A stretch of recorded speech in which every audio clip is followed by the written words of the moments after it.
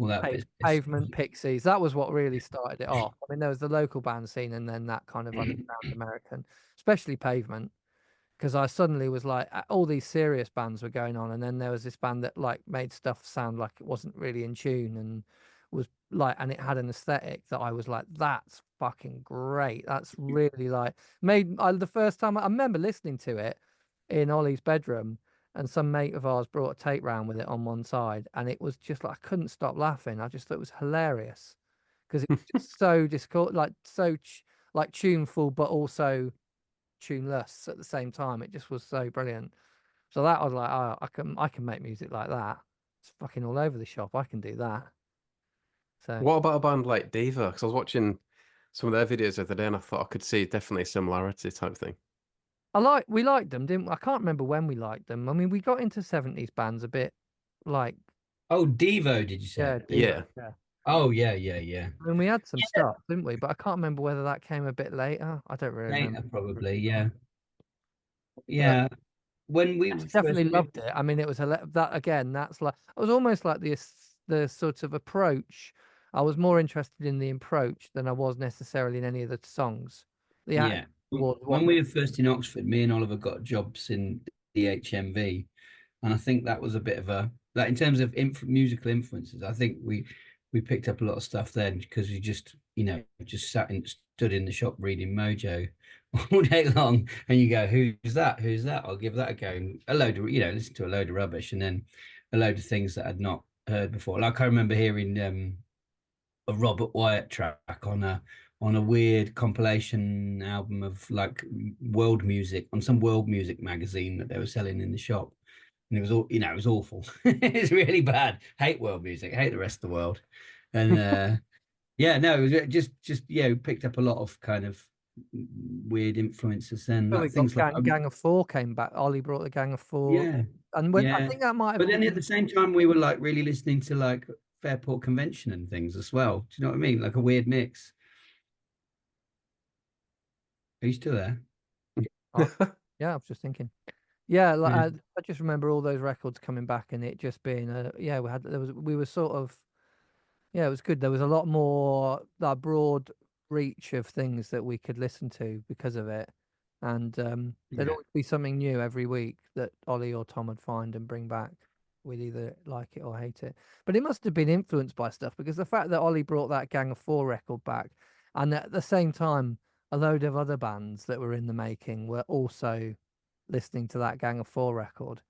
That must have been like there must have been an article in like NME or something, and everybody was like, "Oh yeah, you got to listen to." Oh yeah, they cited, like people always cite Joseph K and Orange Juice and Gang of Four, all that stuff. It all happened at about the same time, so you think it's like this confluence of things. You think you've discovered it, but then suddenly you realize that, you know, Franz Ferdinand or whoever it was at the time were also referencing those same bands. Yeah, so talking to like Matt Tong from Block Party, he said it was all kind of coincidental with their link to Gang of Four, but I never no idea, I guess. Thing is like other people want to like compare to things as well, I suppose. Yeah, I mean, we were real doing like shonky indie at a certain point, and then we went realized that we could do louder stuff, and that we kind of liked louder stuff. I just never thought I could sing louder stuff, so we didn't do it. And then I went completely the opposite direction and started the first record we did. I sort of screamed it a lot, and then kind of found a happy medium between all the kind of indie and folk rock and stuff that we'd liked. And then I mean Supergrass were loud, I guess. Pavement had loud bits, and obviously all the grunge and stuff, Dinosaur Jr. and Nirvana and all that kind of stuff that I mean loved. Yeah, I remember seeing that. One thing that really influenced me was an episode of what was it called, The Late Late Show, Tom. Hmm. Yeah. We taped it, and it had they used to have bands on. I don't remember watching the actual show itself ever, but they did a compilation uh program which was called No Nirvana, and it was all the other bands from America. So it was Smashing Pumpkins, Screaming Trees, Rage Against the Machine, Sugar, Dinosaur Jr. I can't remember who else was on it, and it was just all the band sessions they'd had in that like those kind of 91, 92 sort of those years all together on this thing, and we wore the tape out. We taped it, and we just watched it and watched it and watched it and watched it constantly because you couldn't get music. Really, that was where you got music. So yeah, that was a huge influence. I love like Rage Against the Machine. Oh, Tom's disappeared. Loved Rage Against the Machine and that kind of thing. So it all kind of fed in. Yeah, yeah. Should we just wait for Tom to jump back on? What's he done? Internet's not working. Oh, Is he's he back again, one sec. Oh, that's that Mitt. What are you doing? What? You fiddled? Did you pull a wire out? I did pull a wire out because something went strange, so I just disconnected the extra monitor. Seems to work better now. Oh, there you go. I was just saying about the No Nirvana thing on Late Late Show. Yeah, no, I know. Yeah, it was All good, that though. tape out. Yeah. And then when it comes to that first EP, why such a bleak title out of interest? I always wanted to just do anything that kind of anything that was counterproductive is always hugely attractive. Oh, which one? Are Dead? Are Dead, yeah. Yeah, was there a couple of EPs at that point? Yeah. No, I just got confused about what our first EP was. Okay, right. Yeah. We were getting a buzz remember. in Oxford. We were getting a buzz in Oxford, and it was just a local buzz, which is great. I mean, we couldn't get into that local scene in Oxford for the first few years. No one would have us, and we were probably rubbish. So we got a bit better in the village hall, and hassled them and made started making recordings that got us noticed a little bit because we sort of worked out how to do it and sent them into the Night Shift is the magazine in Oxford and still going, and they were really great. I mean, I think they gave us demo dumper like they said we were the first time we sent something in, and I guess that might have probably pushed us to get a bit better. We didn't know what we were doing, and it got a bit clearer, and then suddenly we got a few support gigs, and then suddenly it all just took off because the little the local label Shifty Disco were in the same offices as Night Shift magazine, and the kind of few people that worked there kind of got enthusiastic about us. Mac, who was the sound guy from the what is now the O2 in Oxford, also worked at Shifty Disco at the time, and just put us on shows. Just thought we were good. Just that, like he liked a bit whatever it was that we were trying to do. And suddenly we were getting this buzz in Oxford, and Oxford had some pretty good. We did like every year they did a thing called the Punt Festival, which was like all the venues opened up, sort of their own South by Southwest sort of thing, and that was really really good. Everybody bought tickets. It was very gig cultured. There was a lot of gigs in the middle of town. I say that there was like 5 or 6 good little venues, and the Zodiac in Oxford. So there was a real sort of scene, and we got people were like saying do a record with us. Truck asked us, and Shifty Disco asked us, and I think having struggled to get anybody to pay any attention to us, as soon as people start paying attention to you, I'll go off it. I don't like it. As soon as someone says, "Oh, we like them, they're this," I think, no, I'm not fucking doing that anymore then. Or whatever it is. It was just a bit of a kind of a visceral reaction to it.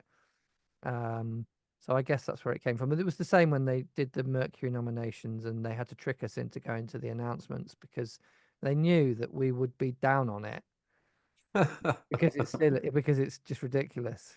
And Well, it's just daft, do you think? of course of course it is. It is just daft. It has to be just daft. It can't be anything but just ridiculous, right? I mean, any kind of awards. I mean, yeah, well, what are we alive for? Like Brown, there's no point. I'm not waiting around for people to tell me to validate whether I think what I've done is good. I know it's useful, like for like selling tickets and stuff. I mean, it is useful, right? I'm not stupid, but it doesn't. It doesn't make me either. It does. I'm not particularly happy or sad. It's easy to get like whipped up in it, but I do push away at I think we all pushed away at it a little bit, because it is so easy to go, "Ooh, everyone's saying I'm good," and you start believing it, which is the death of creativity, probably, isn't it? Do you think being slightly older at that point helps with that kind of thing? Probably, yeah. Oh, yeah, I would have thought so. I would have thought we'd have been way more impressed if we'd have been 20. Yeah. Also being massively pessimistic antisocial, etc., is also useful because you don't get caught up in it because you're not like hanging I've out with never your heard that. I've mates never heard having anyone fun. say that before. That's a weird. That's Well, you know what I mean. All the young people are hanging out with all their mates, get all the cool nights, getting swept up in it, and whereas we do our gigs and go home and watch telly and go, "Well, that was all right." I hate all the other bands in this current scene. It reminds me of it's that thing with sports as well. You know, the thing with sports where it's like you're hotbox. You know, now kids are like even hotboxed like from a stupid early age for like tennis and swimming and all that stuff. And there's one goal at the end of it, and there really isn't a good second place. And it's like if you don't get it, you're shit. Which if you don't get to be the best of it, then you're always the shittest. You're never the best, and then you might. And that's if you put everything into that. Oh, you can imagine the kind of depression at the moment where you like, I don't know, have an injury that means it's all taken away from you. You Get, can't. It's not really. You get can't really. dumped by your record label. You get dumped by your record. Exactly. Yeah, because So you in didn't sell 100,000 enough, whatever it was that we that would be the point that you actually questioned whether it was worth doing or not, which is just redundant. If you don't win the Mercury Music Prize, Amy Winehouse stormed out of that one because she didn't win. She was on the table next to us and she left. I won't, you know, Yeah, but that's because she's been led to believe that I that's think she had a lot more going on as well. yeah, of course, but that is that's a good it's a good exemplar of where you are at if you everything is invested in it and you actually think that the industry actually exists and is real. Do you know what I mean? It's just a conceptual thing where people hang out and go, records. And who's the best at records? And these the second best at records. And, you know, it's sort of, I think it's our job to ridicule it because I don't think enough people do. Right, yeah, definitely. I'm here for it, to be fair. Who actually won that year then? Klaxons. Okay, right. They were great, actually. I really like them. But, you know, Did they sample one of your songs, someone was saying? no. I don't think so. Or they didn't tell us if they did. Someone sent a question in regarding that. We got quite a lot of questions, so I'll have to keep referring to them. But That let's would be try and great. find it. From Kieran is boring on Instagram said, did you ever see any cold, hard, or soft cash for Klaxon's sampling she's attracted to? They never. I didn't know they did. All right, okay, I might have to investigate If that. they did, fair, have it. They can keep it. They can keep. I think they might need it. Well, I need it too, to be fair. But no, whatever. Did they? That'll be interesting to find out if they did. But Yeah. right in. Tell 'em. And then you mentioned supporting quite a few bands, but then you're saying you weren't really. Did you feel part of a scene at the same time, or not really? No, it doesn't exist, does it? So that's why you don't feel part. I watched a couple of these back. Who was I watching the other day? One of the guys out at the Rakes that you interviewed. Yeah. You asked the same question, and he said, and he just looked at the sort of stared into the middle distance for a bit and thought, did I feel part of a scene? And of course, when you look at it, you don't feel no.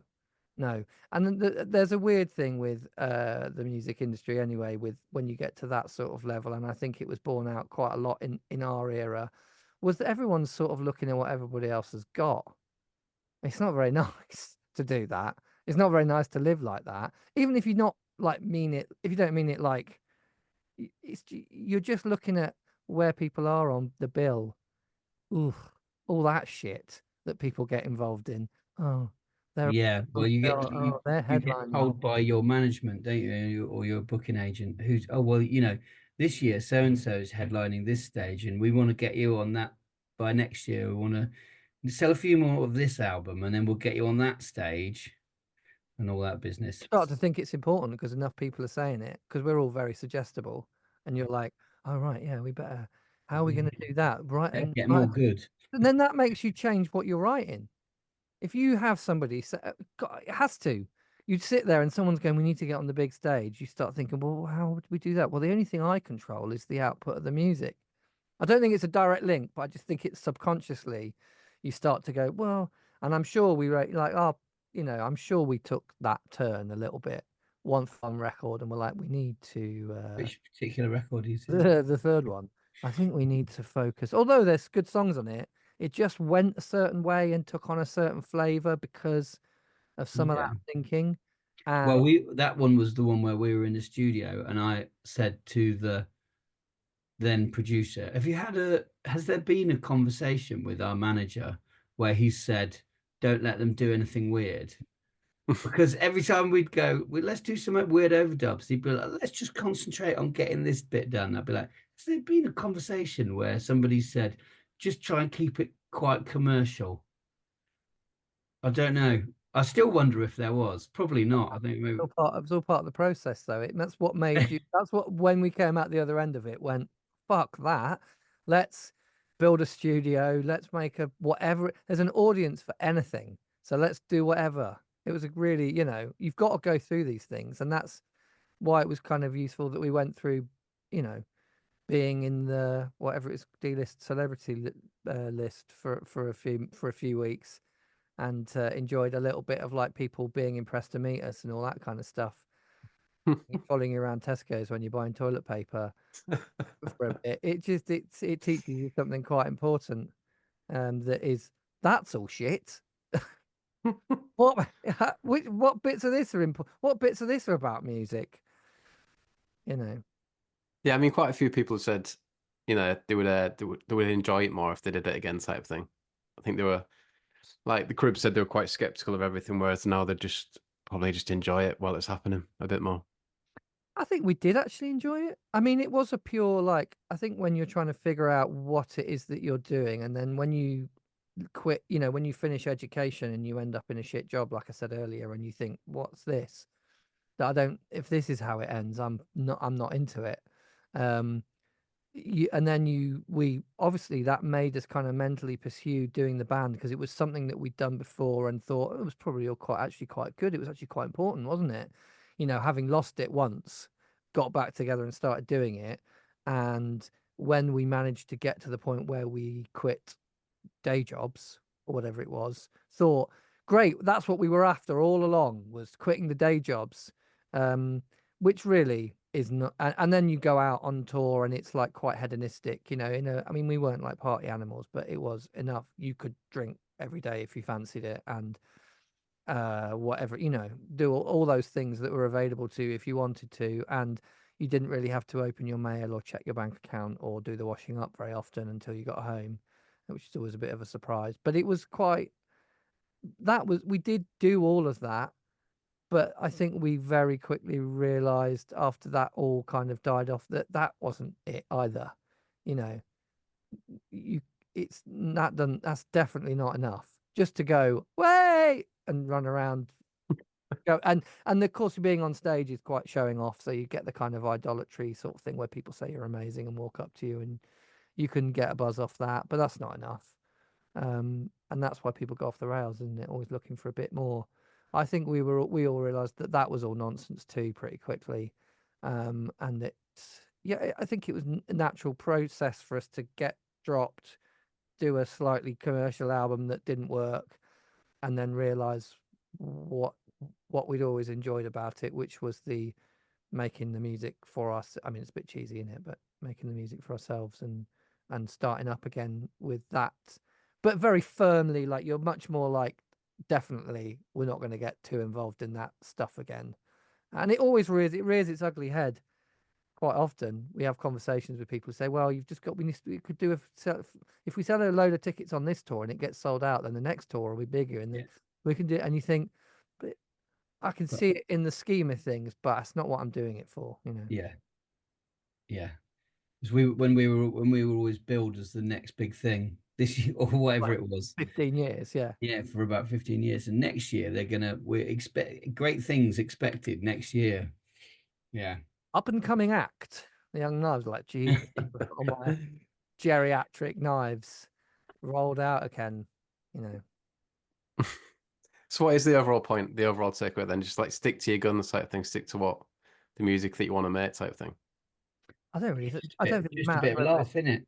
I don't think it matters. It doesn't. Right. It matters.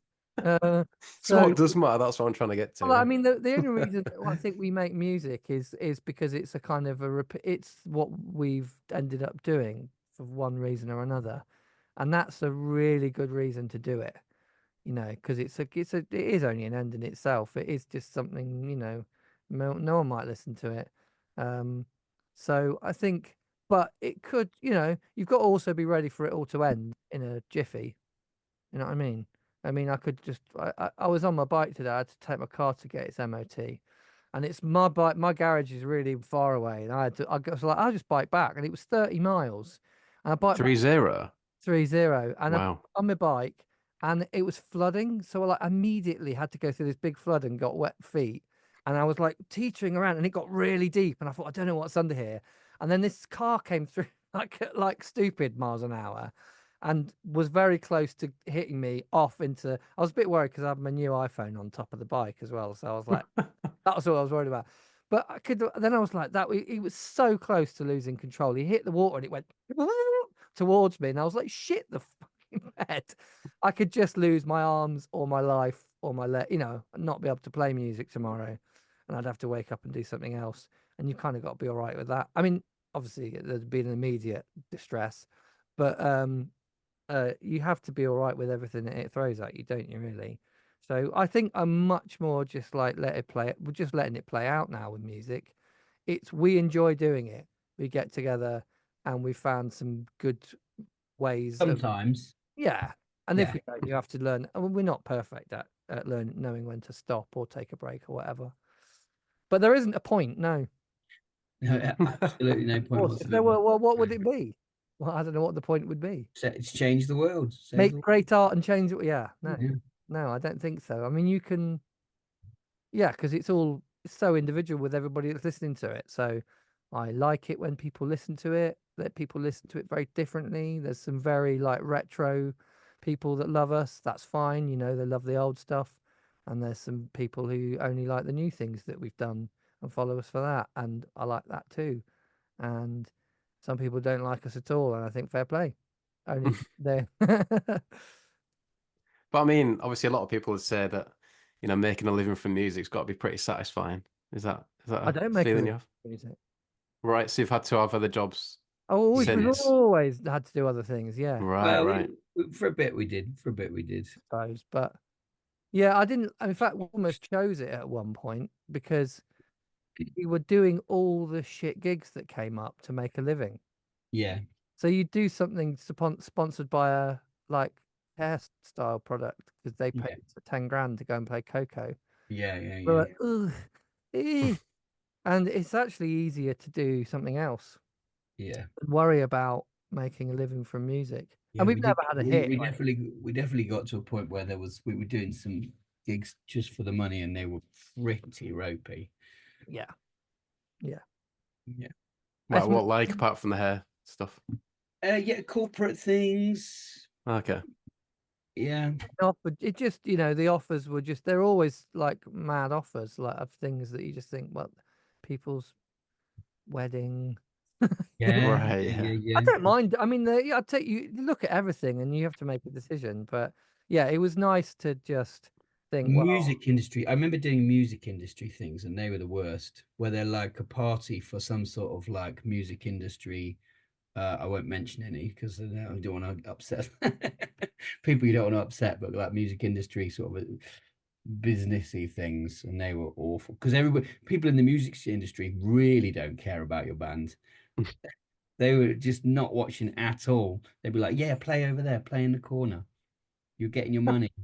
It's just a load of people like talking over the top of it. look who we bought. Yeah, exactly. Yeah, yeah. Have you got like people pushing these gigs on you there, like management and stuff? Yeah, yeah. Well, I suppose Now, no. our booking agent must have at the time said this one pays quite well. Do you want to do it? And we were like, well, we better. Yeah, and of course, management had taken 20%. So, Yeah, Hmm. you know, and it depends on who it was, but it was nice to be able. I think that I had that conversation. I can't even remember who it was, but with somebody else who were just like, it's much better to be able to choose the ones you do and have to if you do some other job on the side or things like yeah. that. So I I- th- I th- I it is think that better. people do that anyway, though, don't they? People always do that. What? Playing those sort of gigs. I remember reading something about Beyonce going and doing some like, some Saudi prince or something. obviously for millions, because they're not doing it for their fans or for the love of the music or anything, are they? They're like, oh, what? Yeah, I'd quite like that money. That sounds good. Go do that. Yeah, Yeah, they play like rich kids' birthdays and stuff, don't they? yeah. Yeah. And all sorts, yeah. I never, and I always found that the less integrated money was with making music, the more fun the music was. There was almost a direct correlation between mu lack of money made from music and fun. It's like there's probably a sort of a sweet spot, but I do, yeah, I never wanted to be involved in, and we did a bit, and it was fucking horrible. It does make you feel a bit. You're in the van afterwards, having got sweaty and done a gig, and then you probably had a few too many of the you know, the the drinks that were on tap at the party, and you just sit in the van and you've wrecked your voice a little bit, going a bit too mad or something, and you think, what was that shambles? And then you have to go to bed and like lie there and mull over it a little bit, and as you lie on the bed, you think, this is what Think, the what did I do? What am I doing? that was a shit day, wasn't it? That was a shit day. I don't want to do that one. I don't mean don't make me do it again. We've got another one tomorrow. Don't make me go again. The van's coming at 9:30. Don't make me do it again. So I think and maybe that's not everybody. Some people can, what was the quote? I can't attribute the quote to the person who said it, but a very famous guitar player from a band who everyone deeply respects, and so do I, came up to us at a corporate gig in a hotel and said, "It's all about how much cock you can take," Yeah. Wow. in his northern accent. Did that Yeah. resonate or? Yeah. Yeah, he He was. was joking. But He wasn't. Yeah, he was making a joke, but it was 100%. He meant it, and we were like, yeah, yeah, it is a little bit. But yeah, definitely now we're out of it, all of that. I don't. We purposefully manufactured, in a way, getting out of it. You know. I mean, I know it probably so at the time some of the things that happened, like being dropped and from Warner Brothers and all that kind of stuff, we probably thought, "Oh, that's not. I don't like that." But I even remember at the time feeling there was a certain amount of weight lifted. yeah. So yeah, we could still. The great thing about it was that we got a name out of it, and we're still able to actually tour, and people still listen to us. Because so we're not. I'm not totally down on it, because that'd be an awful thing to do. We had a lot of fun. We learned a lot of lessons. We met some nice people. We got to play our music to a lot of people. But the construct around it can be quite detrimental, I think, to actually good music, which is a bit of a shame. Okay, I mean, Hmm. you mentioned the day that you managed to quit your job. So, what point did that happen? About 2005. Mm. That was nice. That was nice. It was Very nice. short-lived, nice, but nice. Mm. Yay! I put Lightning Bolt on really loud in my car and did flip the bird at the office and drove. Put that first track on. What's it called? What's that first track? Something rainbow. Yeah, that Lightning Bolt album. Absolutely, like on the speakers distorting in my Astra. Best day ever. That's But the thumbnail sorted. yeah, yeah, yeah, yeah.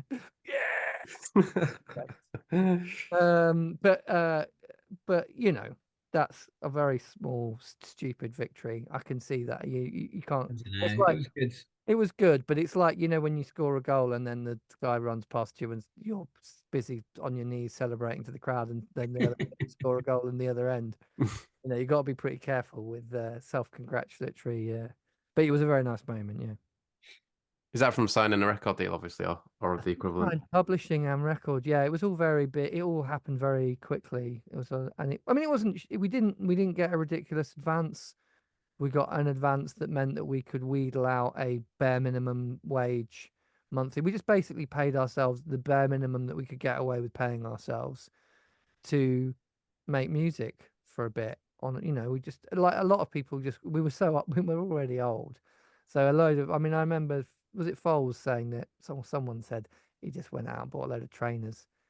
Yeah, it was false. Yeah, Yeah, our manager managed Foles at the same time. We just went and bought a load Yeah. of trainers. They just spent it all on It, trainers. it blew it as far as I remember. I was I'm well, like, that's the story I was that's told. Yeah. that's the story. True, they're not here to defend themselves, but we were like, let's just eke it out.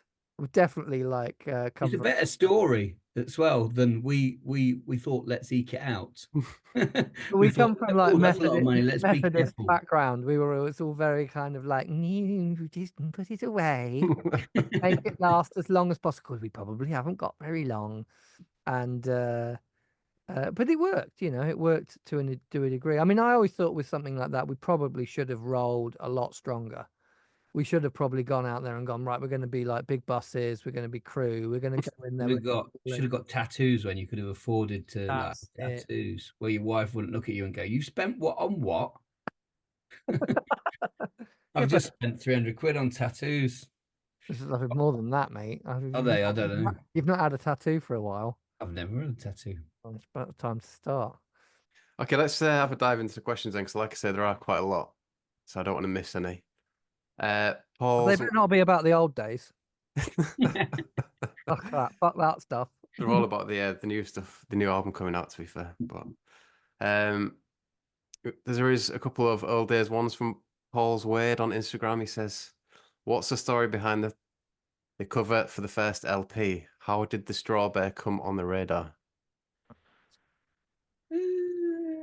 We had a thing. We had a theory that all of the we should be doing because we lived out in the almost the Cotswolds basically, and there's a lot of that villagey stuff going on, and I guess I don't know. I guess we were messing about with all that imagery of like Tweed and country gents because Okey there's a lot dokey of it stuff. about Yeah. when we but the first name of the band was Pony Club until there was someone else with that name, so we changed it to Young Knives just before it all sort of kicked off, and we were just basically almost going and finding like hunting gear and all that kind of. It was full on.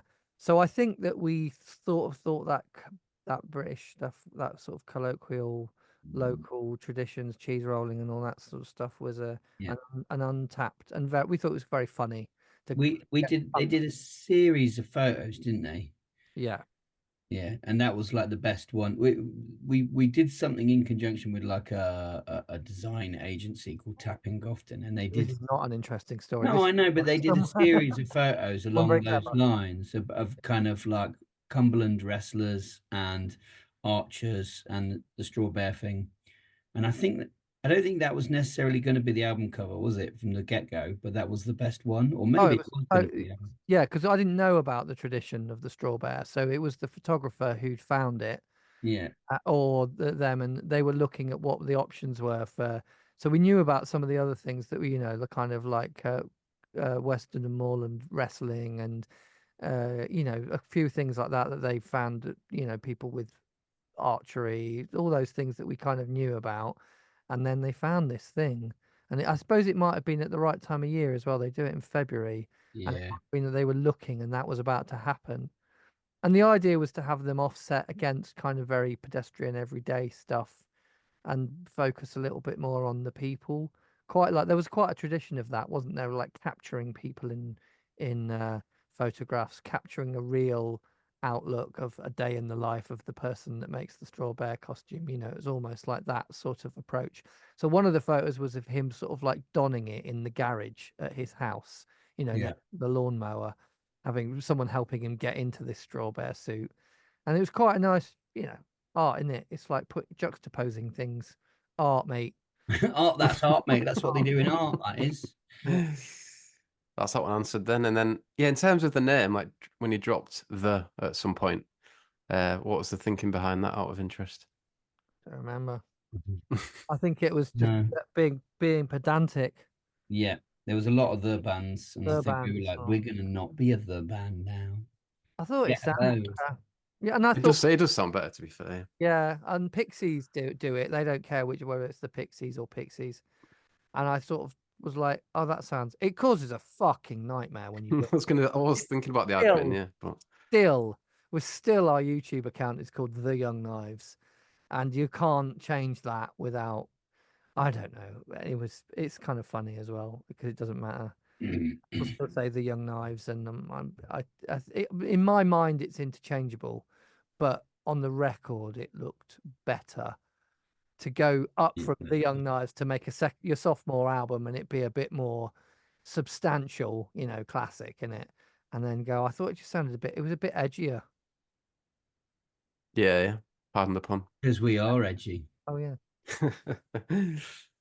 Yeah, and you mentioned YouTube, like, and I saw, have you like sourced better quality videos now or something that you're gonna post? Yeah.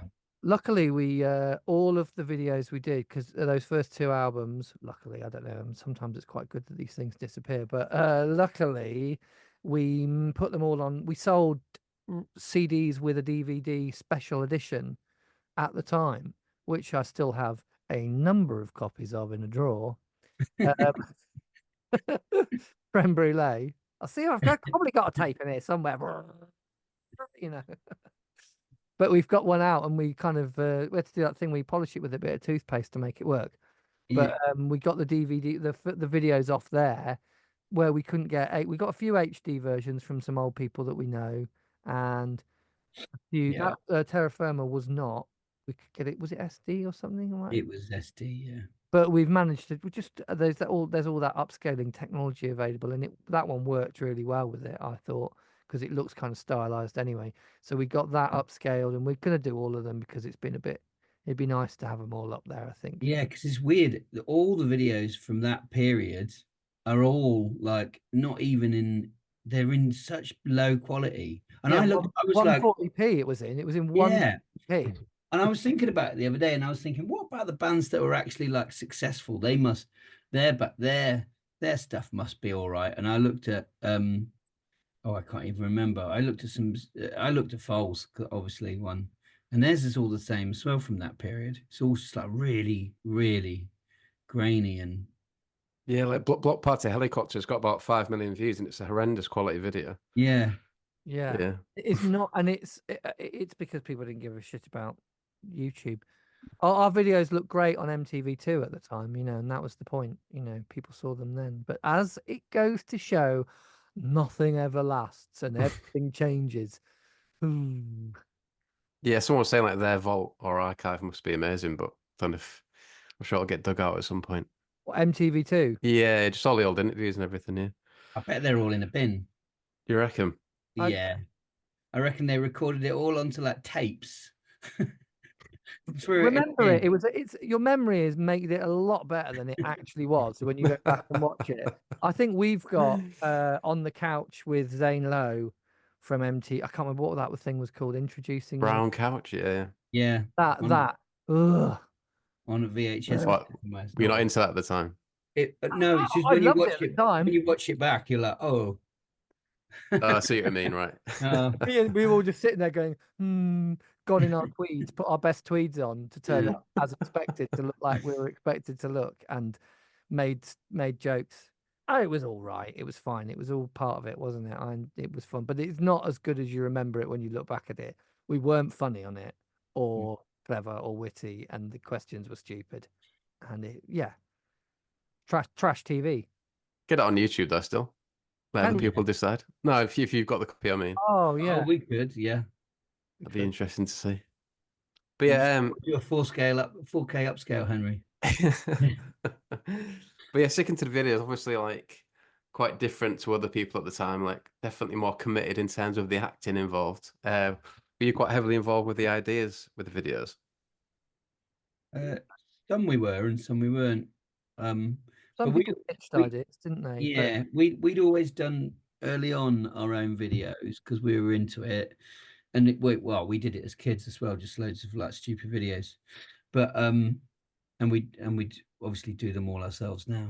But yeah, we did get quite involved. There was a point at which you got taken away, and I think you can tell which videos those are because they're more glossy and they're like the ones where we do kung fu fighting and that was a lot of playing guitar. That's what we were always like trying not to do in videos, was playing guitars, because that's just a bit boring. Mm. It's so much Maybe more other people. fun now as well. We get to do, you can shoot it on your iPhone, you know, you can decide what it is. You can, there's a, videos do a different thing now. You know, they need to look a bit more, they need to be a bit more, what's the word, honest, a little bit like, well, like now we're much more likely to do a one shot video, try some stuff out, probably do some performance in it.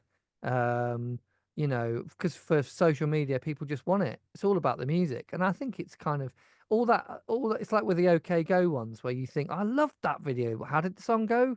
Don't remember anything about the song at all. I've found a video pitch that the other day that we got sent for one of the videos, and it's like, we said no at the time, and it's hilarious.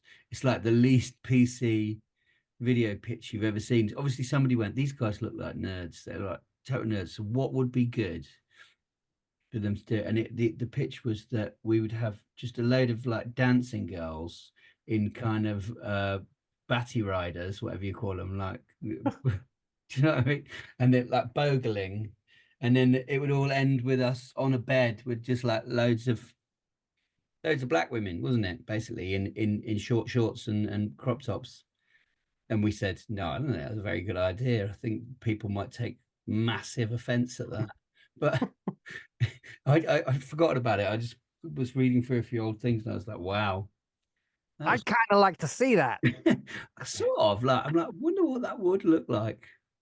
That would Be one for the upscaling. Oh, I know exactly what it would look like. I've got it. It's playing right now behind my eyes. Amazing. It's amazing, but it's super bad. Yeah. super bad, really wrong on all levels. Good work, somebody. You mentioned like, sorry, go on. I was going to say they're probably doing really well. They're probably like really big time producers now, whoever came up with that idea. I really like the, but I mean, some of the ones like, so the Terra Firma one was not our idea, or at least we were talking about some kind of cult thing, and basically that was the idea. You know, they'd always ask for some kind of like almost like, you know, words to describe what kind of thing you're thinking, but it'd be like 3 words. And that we spoke to that guy. I mean, when we first made it, I was like, I'm not sure I'm into it, because it was so difficult. I just hated being completely stony faced for a whole video shoot. But it's a rad video. I really like that video. I think it's like, it looks like, you know, sort of, it's got kind of a Twin Peaksy vibe, or a kind of David Lynch sort of thing, which is great. And we were all doing the folky stuff at the time, and it was a total switch it up for that one. They were, it wasn't, I mean, obviously I don't remember it being a particularly fun shoot. I just remember I always had that thing where you're asked to stare at a camera for any length of time, and my eyes just start to go red and water up, and I'm like, blinking. I don't know what it is. It's like a psychological barrier. So I had a horrible day shooting it, but yeah, they were always really good fun doing that. It was always like, it was kind of fun to have a bit of a budget to do things like that. Yeah. Yeah. And you mentioned social media, because I was enjoying one of your create a song Instagram lives Oh yeah. not so long ago. So you kind of embraced that side of it, type thing. Yeah, yeah, I think it's a tool, isn't it? So we knew that it's taken us a long time, but we knew that there was something to be done there. And I think what the thing that just works really nicely, but basically it was since we did in lockdown, we did some live streams. Oh, okay. Yeah, we did a bunch of live streams, which kind of people were very complimentary. They were really stupid, but we tried to do quite high tech things. So lots of like green screen backgrounds. Tom was in a caravan outside my house, and I was up in the studio, so we couldn't be in the same room together. So we did this thing where we ran a load of cables out to him, and we just did, like, you know, Saturday morning TV. I always really enjoyed when Ant and Dec were on Saturday morning TV, when they were doing kids TV. Whoop. Oh, Fiddly. Someone's turned the PS5 on. Oh, why? What happened? Just frozen slightly again. I thought you just paused, had a little heart attack, had a little stroke. That was it when he ended. Yeah, we did these. We were like, yeah, doing kind of almost like kids' TV stuff, and it was a bit like I was saying. Me and Tom quite enjoyed when Ant and Deck used to do kids' TV on Saturday morning. When they took over the Saturday morning slot, and it was brilliant. It was like it was so funny because they were obviously really enjoying it and just twatting about basically on TV. And we kind of took a bit of that and did it with playing songs because we had our little studio, and it was Mm. chunky as shit, and it'd go all laggy, and there'd be all sorts of fun. But the engagement that we had with the people on the other end was something that I was like, there's something in it, you know. There's something about being able to use this to not just sell ourselves or promote that we've got a record on sale, but actually have a really good time with a load of people that want to come and hang out. And yeah, we've kind of tried to continue it. I mean, it's quite hard. It's hard to fit it all in. That's the only trouble with us now. Like, I'd love to write a song in 30 minutes every week, and you know, because not everyone's going to watch it all, but at least it's a kind of someone can dive in and just have a bit of a giggle, and then we come up with some shit song. And it's also about just chucking it out there and not being too precious about the creative process, because you're never going to write a good song under pressure in front of people. My idea was that perhaps we'd get good at it one day by doing it more and more and more, but we don't do it more and more and more. And the 4 or 5 that we've done so far have always come out a bit shit. But it's kind of good because then people can see that it is shit for a long time until, what was it that Salvador Dali said? Uh, you wouldn't call it genius if you knew how long it took, or something like that. You know, it's like you've got to put a lot of time in to get good, and if you try and do it in 30 minutes on the internet, it's going to be embarrassing. It's not going to end up thinking, oh, I thought that was quite a good, you know. Yeah. It's like all that during lockdown when people did those videos where they're like, we multi-tracked. Lots of bands were like, we multi-tracked a song over Zoom where we all played the parts and recorded it. And you're like, it's not possible. You can't, it doesn't, the technology's not that good. Every would be cracking up like this, where it's just like totally faked. Yeah, yeah, Yeah.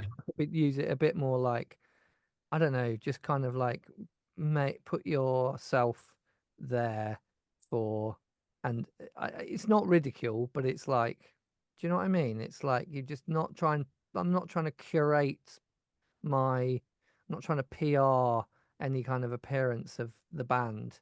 You can be a bit more. I don't think people didn't take it, didn't fly for long enough after. There was a few people that everyone was like going on Zoom without makeup on and doing stuff, you know, even the big pop stars. I was like, this is great. There's more of this. People love this. And then everyone was like, right, back to normal, big shows, book the stadium. And I thought, no, we've got to keep, there's something to be taken from it. And like, you know, how bad could it be?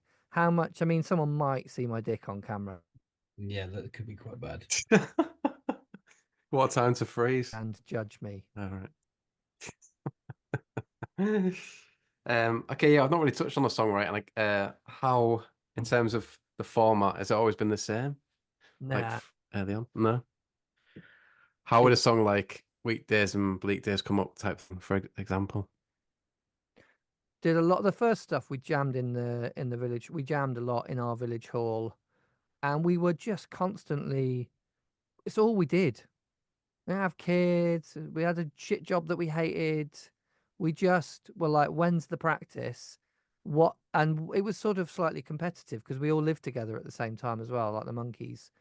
So you'd be like, I don't really remember a lot, but I just know that I was playing the guitar all the time, and you'd have to have something. You'd want to go to get down there with something to Yeah. try. And actually, everyone would have heard it all already. So you weren't turning up to because we were all living together. It was like we're playing stuff, and we would have just, yeah, just together. Sorry, mate, For, you just keep breaking up slightly. It's not me just ignoring you. it was a very focused time of songwriting. We just all living together. I mean, that would be my advice if you were in a band. Get a house together. And I think Foles did it as well, didn't they? They had a house together. Yeah. I don't know how much songwriting they did when they had a house together. It was a few times I went over there. It was just lots of drink and drugs. Well, Maybe they did that can't say during the that. daytime. Can I not? But then our house was a bit like a party house as well, really, wasn't it? A bit. People saw it. Oh man. Oh dear. I think what he's saying is ah, I don't know was what, that a joke? Were you what just was that was a I? joke freeze I that time? it's frozen. Yeah. Oh, I thought So I thought I'd just click. yeah, I just saw your eyebrows go. Is We that a band you had a good relationship with then, the Falls? it was all right. Yeah. I mean, they were younger than us, Okay. but They were on the same management at that time. Right, right. Yeah. yeah, we weren't like all hanging out and high fiving and stuff. No. But Did he get on with other bands quite well though, or not particularly? yeah. Not really. Well, Not we did. really. We were never Hey, horrible to anybody. no, but didn't hate anybody, but we weren't like hanging out. I remember going to the pub. We played a gig in London. Can't remember where. It's a good story, good start. I went to the pub afterwards with my wife and somebody. Do you remember we played that? I know who it was with. It was that Rosie Oddie, Bill Oddie's daughter was in a band. Do you remember that? No, I didn't hear you. Oh, okay. Bill Oddie's daughter was in a band, and we'd played this gig, and she had been playing it as well. And she said, "Oh, let's go to this pub." And we went to the pub, and then it was somewhere in like Shoreditchy way, and there was at least 3 or 4 different bands all in the pub. It was the Mystery Jets and the Good Shoes and somebody else, and I was like, "Oh, all these bands all know each other and hang out," and I was like really surprised. Yeah, they're all Like, in so London you're and all in stuff. bands and you know each other and you hang out. That's weird. We weren't there was us and there was Foles when they came along in Oxford, and then the other bands that were in Oxford. But I mean, we used to just leave London, and we always had a thing where we were like, played the gig. Shall we go back to the place that's nice? You know? Yeah. Not stay. I'm not really much of a, but it was always very nice. I mean, we went on tour with a couple of people that we had fun with. We went on tour with the Rakes once. That was fun. They were nice. I mean, we didn't like, but we had a couple of nights we danced around like idiots or whatever at the indie disco. Um, who else did we? Rumble Strips came on tour with us. We had a good relationship with them. Yeah. They Uh, were nice. they were nice. Still like them. Still You love. and the Rakes, that'd have been a great gig to see. You and the Rakes, I think. Yeah, they were fun, weren't they? Yeah, I can't remember. I mean, I don't remember anybody else. We went on tour with the Dirty Pretty Things. Yeah. Yeah, how was that? Obviously, they're a bit of Didn't like them. They were a bit more aloof, obviously, because they were in a different ballpark to us. I don't mean aloof in a kind of. They have a more protected environment because they were already quite famous. okay. Did they have security with them? Yeah. Yeah. Yeah. Didn't he share a producer as well? I think Tony Dugan around the same time. Did they? I think they did it just after us. Yeah, I think Okay, right. Dirty Pretty Things were just after us. I They don't. copied us. God, yeah. I've got one Carl Barrett story, which is that he played Knuckles with me. The only thing that we did was he said, "I want to." What is it called? Knuckles. Raps. Raps. Fucking Knuckles. I don't know what I'm talking about. Which is where you get a pack of cards and you try and hit someone on the back of the knuckles with it. Yeah, I remember that from school. Yeah. Like, and he was really good at it. So I tried. He said, "Try and get me." I think they're from like circus stock, aren't they? Those two. They've always got a trick up their sleeves. Yeah. Those early videos of Pete Doherty could always roll his hat down the back of his thing, do a little song. I had none of that shit. But Carl Barrett, he was like, I couldn't get him, I couldn't get him. And he was like, no, I'll do you. And then he just split the back of my fucking hand open. Oh wow. I was like, no, that's like bullying. I'm going right back to my dressing room, you fuck. But they were very nice. Apart from that, yeah. Well, I do remember. Above and beating you up, but it is fun. It is fun to bully the wimps. Yeah, we are the wimps, so we deserved it. I do remember the Paddington saying, I think bands used to play gigs at Butlins at one point, didn't they? Yeah. I remember them saying they nicked your beer at Butlins one year. Yeah, wankers.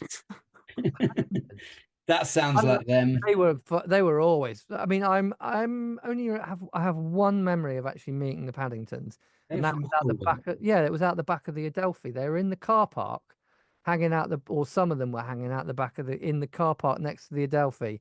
That's where the studio was, yeah. That's where the Yeah. studio, and there were fucking empty cans of Stella everywhere. They were like, "Ah!"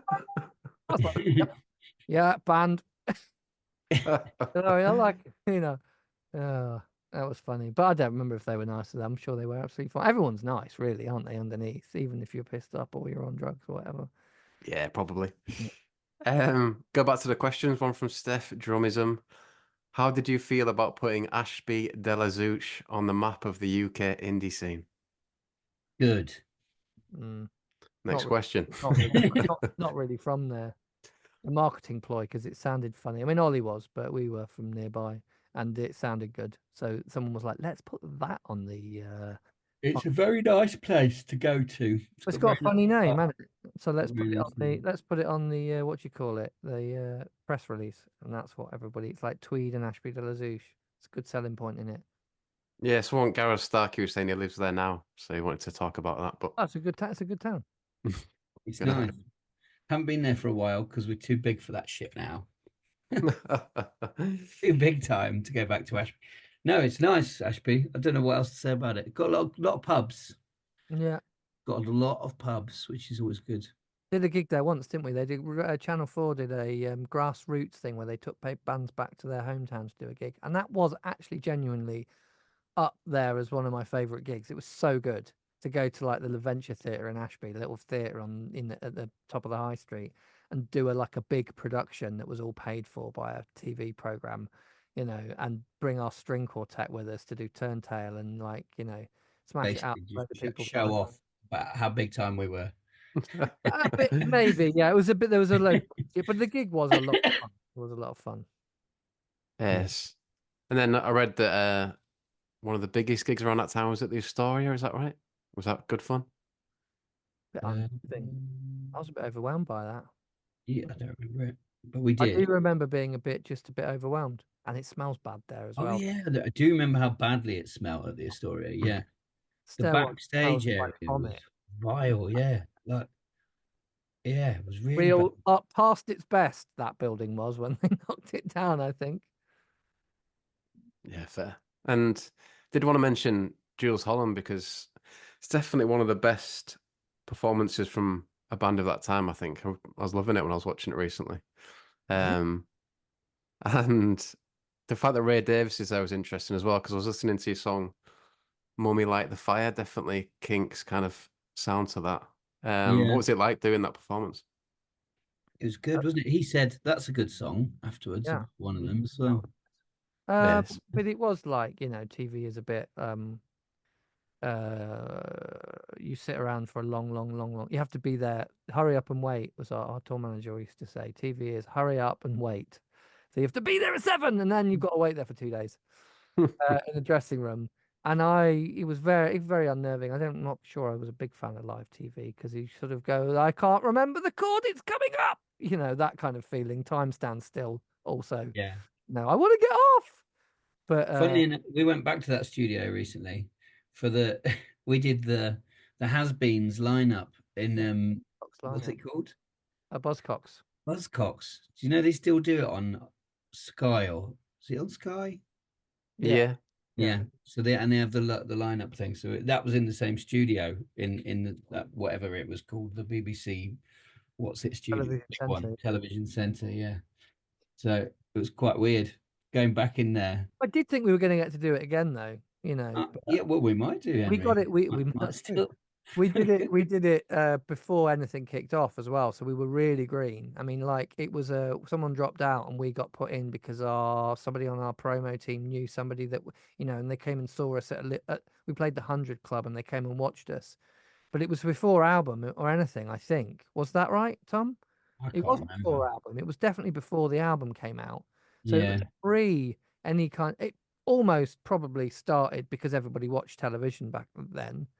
I think it was probably the Kickstarter for that, and we did at the same time we did the Road to V festival, which was where a Channel 4 thing where a band dropped out. We didn't get it, and then a band dropped out, and we got offered this thing where you go and play on what's it called, Channel 4, and then the audience would vote for who should open Who's the best at music? who's the best at music, who should open the V stage at the main stage at the V festival, and we won it, which was hilarious because we'd not. I mean, it was. Shall I say it now? It was totally rigged. Oh yeah, 100%. Our career start was. they felt sorry for us. They said, We "Oh, went. No, we went. And we were like very self-depreciating about they sat everybody down and they asked you a question. And one of the questions they asked was, "Why do you think you should win this?" And everybody answered with a, "Well, we're the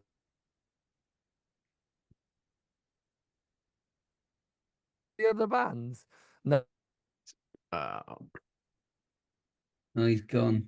I can't remember. There was another band on that were like, sorry, Henry, can you start that again? "Oh yeah, the bands were asked. Every band on this Road to V thing were asked, why should you win Road to V?" And everybody came up with an answer about why they were so good. Well, we've got loads of fans, and we're just really It's like I think he's saying we're really, really good and we're the best. yeah. And we said, I think we said something along the lines of, there is no reason why we should win this. It's there, we were like, could see already that it was silly, and answered a bit more honestly. And I think the production team were just like them.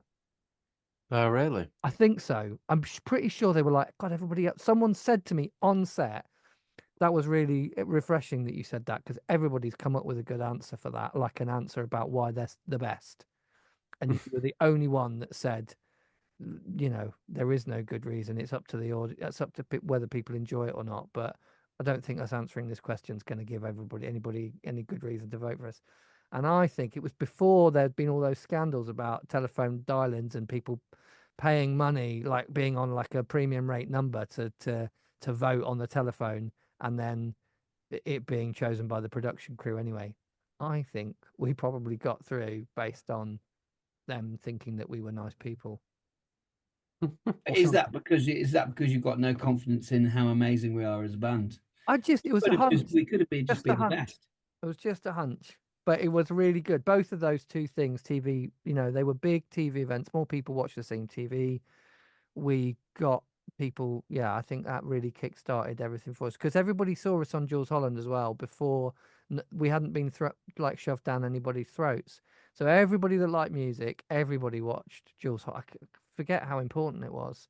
And were like, they saw this band they'd not heard of.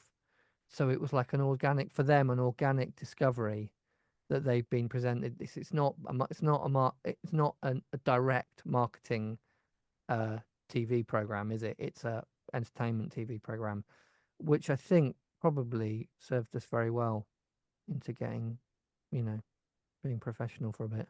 Yeah. Yeah. And then interested in you playing South by Southwest? What was that like as an experience? Like, what did he go down well in America type thing? Well, it was an industry thing, so there was not just Americans there, but Yeah. I think we did all right. It was fun. We did a lot of Fun, yeah. yeah. We did. How many times did we tour in the States? Couple? Yeah, not many. Not many. But I think we were very maybe not to their taste. I think yeah. I I don't think the think people that liked it, yeah. but it wasn't like, oh, these British guys are so interesting. I think we were a bit self-depreciating and not really, don't know, didn't really appeal to lots of people. Or I don't know. It's hard to do it. I think we also fell foul of just being shoved on some label that didn't know what to do with us. Yeah, we did do that as well. Yeah, That that's happened. strange. Like we got shoved on something. It was just like, where should we put this band? Oh, I don't know. That there. We didn't, I had a friend of mine who say, I've been at those meetings where they decide where to put bands.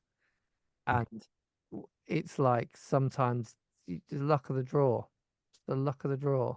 So if we'd have been put on, like Warner Music must have had loads of subsidiaries, we could have been put on something super cool. And they might have gone, you can imagine with the Young Knives on a bit of paper, them going, can you think of it? What do they have there? Like, they have Atlantic, is that under Warner's? Probably something like that. Atlantic, nah. Please put it on that one. But it's on the side of Atlantic. You know. But it all happens for a reason, doesn't it? All happens for a reason. Yeah. Yeah, how did it work a record labels? And I know you're with Transgressive, but you're mentioning Warner's as well. I'm a bit green, as you say, with stuff like that. They were sort of funded by Warner Brothers for a bit. They're not. Okay. At the moment that we signed up, they got sort of fun. They got kind of taken under the wing of Warner Music, where Right. they'd been kind of almost like a singles club before that. So we were their first full-length album, Ah, right. Okay. and it was a very fortuitous or perhaps engineered by a manager, I don't know, moment where they came and saw us, were excited, we were in the right fit, and then suddenly they had money to actually do a full album.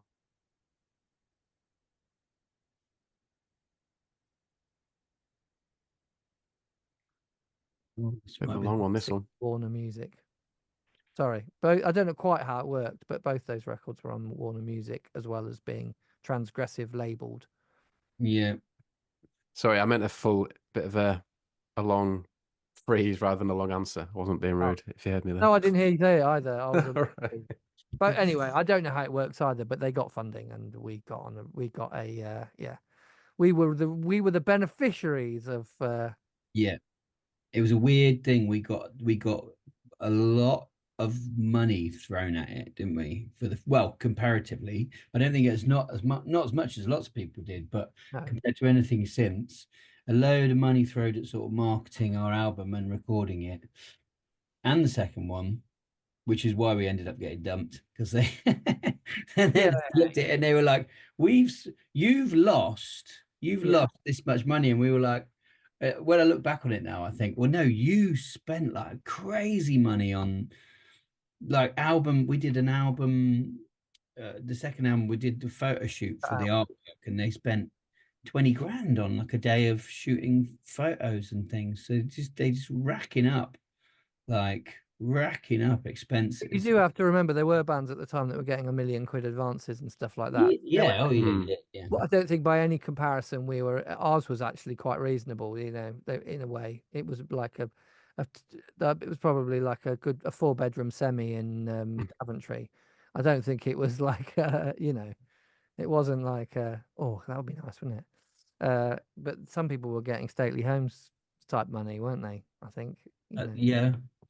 So it was a bit and I also think with those label things that you get bits where if you're doing badly, they shove all their expenses onto your account, and you'd really have to where everyone goes and stays in a hotel for a weekend to go and see some gig. They say, "Oh, but yeah, this account because we'll keep the good ones doing well." It's good for accounting, I think. So I think we ended up with a bit of that. That's alleged. I don't have no idea. I reckon, but you know, you get the feeling that you have no idea what's being spent. My favorite Warner Brothers story. Am I allowed to slag off record labels? Is it a good idea? Encouraged, yeah, go for it. Well, my favorite story, I suppose that I'm not slagging off anybody in particular. It's just big institutions. This kind of thing happens. My car was having its MOT, in fact, which is what happens happening today. And I had a meeting in London, some kind of interview probably. And I needed to get the train because my car was out of action. So I couldn't, but the train stations took 15 miles from my house. So I said, I was on a phone call. I would normally just book a taxi, but I said, could you get me a car to pick me up? I was thinking, oh, that would be nice. Pick me up and take me to the station. And they yeah, we'll just do it. I've done it. They sent me an Addison Lee car, which came from London. So the guy pulled up at my house and I was like, isn't Addison Lee only in London? And he was like, yeah, that's where I've come from. He's like, where are you going? I was like, to the train station to get on a train to go to London. So like, should I just stay in the car and just drive me back? And you think that was probably 120 quid taxi, you know, Wow. the rest. And that was like one example I can think of where I just thought, that's probably my money, isn't it? That's going on my account. I probably shouldn't. Yeah. I could have just biked to the station. Do you know that at the time then it's getting put in a tally that you're going to have to come up against at some point? Or is it only afterwards you realise that? No, I think it was. I think we didn't realize straight away. No. Well, you think because you don't really know how well it's selling and or whatever, how much they're making back. So you can't see any of that. And I think that's why people get accountants and send them in to audit an account. Because if you went through it, you'd be like, what's this? There's 17 people staying at the Key West. What was that hotel called in London, in Shepherd's Bush? Key West, yeah. And which is like £500 a room. Well, this is all on when was this for what? I think there's a bit of that. I mean, counting's just stupid anyway, isn't it? It's never an accurate. It's not an exact science. It's like whatever you choose. And then is it just like a very blunt meeting that you have at the end where it's just like, Yes. right? Yeah. Yeah. Well, we had a weird one where we got called in to have a meeting, and then they offered us a new deal. And at the time, they did these deals called 360s, which some people signed. We didn't sign it, and basically it meant that they got everything. They got all your money for everything. They said, we want all your live money, all your t-shirt money. They want a cut of everything. You mean not they get everything? They Yeah, yeah. I can't remember exactly Until your record's paid off. Yeah, but they had their lawyer there and their accountant and everything. It was like a, what do you call it? How Yeah. kill the What? musician's livelihood? We'd like 45 to 50% of all of your earnings Yeah. merch because we feel like we're putting the record out, and therefore all of these things these are income streams that you're getting. I mean, it's very logical. You're making all the money because we're promoting you. Therefore, we want a cut of everything you get, because they obviously weren't. I mean, I can see the logic, but and we did end up in something a bit similar to that, which is why it all went a bit, went a bit what you would call tits up. Yeah. But I seem to remember it. I can't remember what did Duncan said something like "get fucked." Oh, yeah. I can't remember the exact words, but it was pretty blunt. Yeah. But our manager at the time, yeah, he's like, no, he said no, and we left. Yeah. Speaking of your manager, got a question about them from a Special Brew Pappy on Instagram saying, is it true their manager punched Alex Miller from NME, and why did he do it? He Yeah. did, yeah. We weren't there, He and was we quite didn't tell him artful. to. He was at the Brit Awards. Yeah. I don't know if we knew that our second album had been given a 6 out of 10 in the review section. So before it came out, I didn't know, but our manager knew, and he was at the Brit Awards, and it was quite an eventful night. I think he helped somebody from remember that Vampire Weekend? Somebody got hit by a car, and he had to take him to hospital.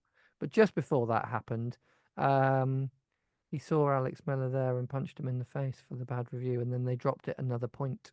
Fair enough, to be Made honest. it a 5 out of 10 for our second album. Yeah, Oh, fair. really? Which at the time I was like, I thought, I mean, well, I don't know. I think that was the beginning of the end, but I don't. To me, I thought it was hilarious that we got a 5 out of 10. The beginning, the beginning of us being all over the place and touring constantly and being, doing it that way, which was probably a good thing, really. What did the first one get? Can you remember? I was trying to find it today, but I couldn't see it. No, I don't know. Don't know. Because I do think six is harsh. It's a great album. I was loving listening to it today, but I guess you don't want the ratings, do you? Less the better for you by the sounds of it, to be fair. Well, no, it's not that. I mean, you got to take it's not helpful, is it? It's not helpful if you get a bad review and it's a big review. I mean, the thing is, we get good reviews now for things, but it's all about the size of the review. It's not really about what you get in it. Yeah. You want a good review that's a full page. Yeah, Barbarian, our last album got 4 stars out of 5. No, 8 out of 10 in the NME or something. But no, it wasn't a big review because no money's Towards the back of the review. no money's changed hands. No, allegedly behind the scene. What do you mean by big review? Just like, Size on the paper. bigger with a column. picture see what you mean in the magazine. actual physical size. I You mean, want a big photo yeah. Lead Right, review. right. Yeah. and Better to get 4 paragraphs written yeah. about it. Better to get a shit lead review than a great tiny review. More questions. Tom Victoria. I don't know if this means anything to you. I didn't know what it meant. What's the capital of Spain? Is that an inside gag or anything? No. Right, never mind. Bernard Basketball says, "Who or what is she attracted to?" Yeah, I don't really know. There's a lot of things like that when you write lyrics. I'd always there'd always be some kind of open-ended bit about where I didn't quite understand what I'd written, or we'd I let always just thought it implied that she was attracted to the wrong type. Yeah, wrong type. Wankers. but I don't know why it's she's attracted to, and then there's nothing else after that. Oh, I I see. suppose that's quite good. It leaves it to the Yeah. imagination.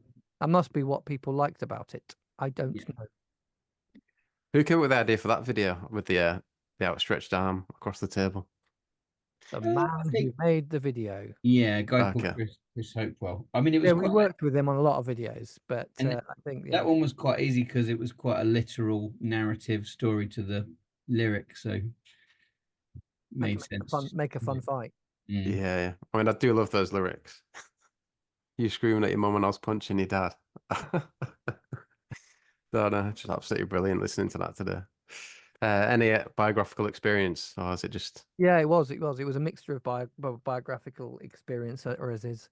It was a manager of mine at my shit job. Had a fight. He came in and he was like quite a serious guy, but he had all like gravel in his hands, and he was like, "I had a fight with my neighbor." And it was under a security light. Under the security light kept going on and off, and it was on a gravel drive about music. I think like playing music too loud. He was playing music or doing something, and his neighbor kept, "Yeah, shut fucking down." And he ended up having a fight with him. And I was like, "What the fuck? When did it escalate to a fight on a like suburban street?" So I thought I've got right there. And he once said in an interview, not in an interview, we always have these kind of like performance reviews at this job, and one of my mates, who's a bit of a troublemaker, a bit of a lefty troublemaker, and always like, "They're down with this sort of thing." He'd always be like saying something about how we weren't being treated right, or all that kind of shit. He said this guy took him into a room and said, In management parlance, we call you a terrorist." I was like, "What the fuck? You call people that like that's because you're troublemaking and you're like causing splits in the workforce and stuff like that." So that had to go in. And then it was just I had a girlfriend who had parents who were particularly they were just so weird that I thought, yeah, who are these people? I just couldn't believe we had such grown up parents that were so normal and serious and sort of thoughtful and supportive and also strict and all those things that you kind of want. And this girl had complete flakes, Hmm. and I'd never come across it. When you like they're like big children. Your parents, they're so like dysfunctional that I was really surprised. I suppose you when you first meet a load of you suddenly meet when you become a teenager and you're with your mates and you meet their parents, and some of them like someone's always got a hot mum, which is always a surprise. And someone's got like your parents that party. My parents didn't party. And yeah, their parents have completely no idea what the fuck is going on in the world. They literally had. I was like, they just don't know. They've got no, and they were arguing like kids with each other all the time. And it's just like, yeah, I thought they were very stupid, and I wrote a song about them. PE says, "Is it true you turned down playing Glastonbury?" Yeah, once because they don't. If you was the park stage or something, and there was no fee. Okay, right. We'd have probably done it these days. Yeah, but I just was like, how can you? Aren't you charging for tickets? Is it? Do we have to? Is it like pay to play? Is it like the old? Can we get petrol money, Yeah, please? can we get? We've got people who want to come. There's a sound engineer and a crew, and no money. Okay, no. Then Nick Millen, how did you not beat up Tim Westwood when you were together on Soccer AM? Yeah, he was. We didn't beat him up because that would have been bad form. But he was a very strange fella. Yeah. When the allegations came out, whether they're true or not, I did think, well, yeah, he is weird. He's definitely done weird things. Well, He was very tired when he turned up. He'd been playing an all-nighter, some kind of, military rave. He'd been playing at some barracks somewhere, like, I don't know what, not rave, whatever it is, the music that he likes. And the hip hop, Henry, the hip hop. hippity hops. And he was very, very tired. And he was like, I just got to go to the toilet. And then he came back and he was not tired at all. But it was really intense. I don't know what was Really going on. intense and really talky. It's amazing how he could turn it around so quickly. It was incredible. I was like, that's like a superhuman skill. It's almost as if he had some kind of like substance that helped him or something. I don't know, but we'll see. Got one more from Rick Douglas. Goes into a bit more depth. Bagless, like without a bag. Douglas, yeah, sounds a bit. Oh, Bagler. I thought it was Bagless. I thought that's a great surname. He says, genuinely interested in the differing circumstances between the third and fourth album. They're only 2 years apart. They went out on the same label and created with the same lineup. Yet it's well known they don't like the former, and the latter represented a total breakaway from the indie pop stuff they put out. Yeah, we kind of explained it earlier. I think we left Warner Brothers. We've signed up with a manager who was a bit more was still quite industry-y, which we thought was a good idea. I mean, it was nice that someone wanted us. And we experimented with the idea that we could be a pop band and followed it through to its conclusion. And We were experimenting with the idea that we might become a popular pop band. yeah, it was a good experiment. It taught us a lot. I enjoyed doing it. It was a fun record to make, but I liked the people we worked with. But we had written some songs that were quite pop orientated to the point where you felt like you might be making a small compromise in your creative. And then I just had I'll tell you what it was. I read Stuart Lee's book about when he nearly quit comedy. Okay. I think I read that. Ollie bought it for me at the time. It was all his fault. And I read it and he was like, someone said to me, because it was although his career was like, he was doing little rooms and stuff, and from having been on the TV. And someone said to me, you only need about 4,000 people to support your career and you can do whatever you want. So do what you want. And then it'll come, and that's why he started writing his new style of comedy or, exploring it. And I was like, shit, yeah, 100%. Let's just do what we want. Let's do it. It can't, my thinking was it can't get much worse at the time. If you've been dropped and no one's giving you any money, you think, well, then we do it then what could get, I don't mean worse, but you've got an opportunity. It's an opportunity at that point to, a lot of people, I saw a lot of people who went through that and decided, well, we just split the band up because we got dropped and we were like, and that was it. It's over, isn't it, really? And I thought, no, that's a new opportunity. And we got rid of that manager because we felt like we were still chomping at the wrong thing, and that we actually needed to do the music that we liked, which was all these arty, throbbing gristle, a bit of all that kind of stuff, and play around with having some of that, more of that in there, because people like that too. And we might not be topping the charts, we might not be on the Radio 1 playlist, but that's definitely not a good reason to write music. And it might happen by accident anyway. Hasn't happened yet by accident, but but don't really matter. And those things don't matter as much as they did anyway now, so it doesn't matter at all. They're all pointless anyway, aren't they? No one cares. Charts and all that stuff. So yeah, it was definitely a massive turning point, and we were very I remember we were very driven that we thought we could just do this. We went to LA, spent a lot of money on that third record, comparatively, and did a kind of throwing money at it, trying to make it good. I was like, and at that point we had to like get jobs again and stuff, and we came back from LA. The album came out, and the week it came out, we were like, we need to get jobs. We have to get jobs now, don't we? album 3. Get the part job. timers, but yeah, all the same sort of thing. And I thought, well, that's just we can do it. I was just worried before that we couldn't actually record our own music. What a dumb idea. It was all available at that time, but it was quite new, I suppose, to be able to Still, just do. it was nice going to LA, wasn't it? That was nice. That was nice. Yeah, it was But nice. also we could stay. I'd had kids, so I didn't really want to do going 10 weeks in LA to record music. I was like, let's just do it. And the great thing about it was that you could fiddle around with it for a couple of hours in the evening, do a couple of vocal takes, and think, nah, that was shit. I want it to be more like, I want to do some weirder stuff with it. What could I do? And then do it again the next night, and you're not on the clock. So you're going to make something that's more, it was way more interesting. It was way more uh, our own baby. We were so much more invested in it. We were so much more proud of it, pleased with it, all the things that you should be. Not, you know what I mean? Uh, Mm.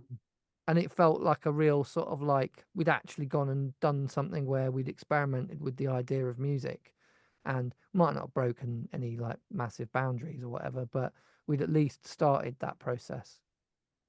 Yeah, yeah. And then got a couple on Twitter, one from Paul Waterfield. A vinyl release of Junkie Music would be tremendous. Have they consigned this work to history? Not us. Working Hands is a classic. Oh, he's talking about two. He's got mixed up there. The Okay. first, it's our Young Knives Are Dead, which has got Working Hands on it. Junkie Music did have a vinyl release, and that's on Transgressive was the first EP.